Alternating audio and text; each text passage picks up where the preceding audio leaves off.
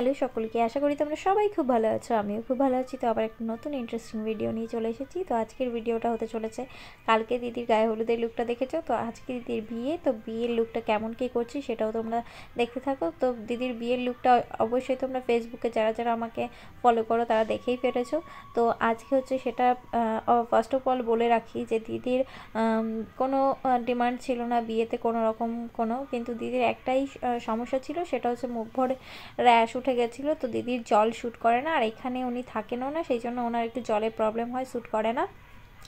তো তারপরে দেখো দিদির একদম একটা সমস্যা ছিল যে বা চোখের থেকে জল পড়ে, মানে এই সমস্যাটা জলের থেকে হচ্ছে কিনা উনিও বুঝতে পারছে না, যে চোখের ভিতরে কীরকম একটা র্যাশ টাইপের হয়েছে চোখের উপরে পাতায়, তার জন্য একটু সমস্যা হচ্ছিলো। সেই জন্য কাজলটা পরিয়ে খুব একটা ভয়ে ছিলাম যে মানে চোখটাই না ঘেটে ফেলে, কারণ আগে প্রথম দিন সাজাতে গিয়েই কাজল পরাইনি, কারণ চোখে জল আসছে বলেছে, মানে সাজাতেই চোখে একটু প্রেশার পড়লে বা আই মেকআপের সময় যখন রাফ করা হচ্ছিল, মানে স্মাচ করছিলাম, তখন সমস্যাটা হচ্ছিল, চোখ দিয়ে জল চলে এসেছিলো, মেকআপ নষ্ট হয়ে যাওয়ার ভয় ছিল।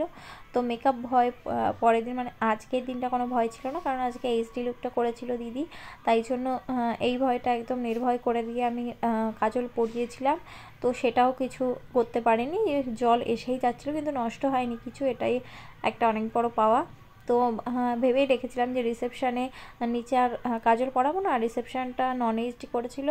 তো আমি মনে করি নন এইচডি মেকআপে সব থেকে ভালো একটা বেস তাদের প্রয়োজন যাদের মুখে প্রচুর পরিমাণে র্যাশ থাকে, স্কিনটা খুবই সেন্সিটিভ, তাদের একটা ভালো স্কিন টোন চাই, আবার তার সঙ্গে একটা ভালো একটা কভারেজ চাই। এটার জন্য সবাই একটা এইচডি লুক নেবে, খুবই ভালো, আর প্রোডাক্টগুলো হাই লেভেল থাকে, তার জন্য এটাই প্রেফার করব আমি সবাইকে, যে যাদের একটু স্কিন সেন্সিটিভ থাকবে, যাদের একটু সমস্যা থাকবে স্কিনে, তারা এইচডি মেকআপটা করবে একটু সমস্যা হলে, আর বিয়ের সময় আর ফিরে আসবে না। তো যতটা চেষ্টা করবে যে ভালোটাই চেষ্টা করবে যে করার।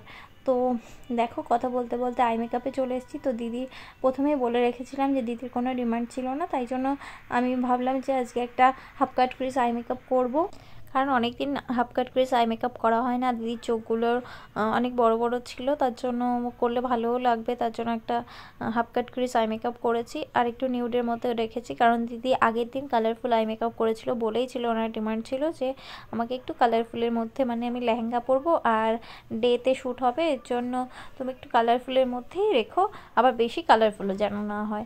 তো সেটা কথাটাই রেখেছি, আর দিদির পছন্দ হয়েছিল, খুব একটা কালারফুলও করিনি, আবার ইয়েলো একটা লেহেঙ্গা পরেছিল, তার সঙ্গে যেটা মানানসই লেগেছে আমার পিঙ্ক কালার। তো দিদিরও খুব পছন্দ হয়েছিল। তো দিদির সব থেকে বেস্ট লেগেছে দিদির ব্লাউজ কালেকশানগুলো খুব সুন্দর ছিল, দিদি বড় বাজার থেকে হয়তো কিনেছি, খুব সুন্দর ছিল।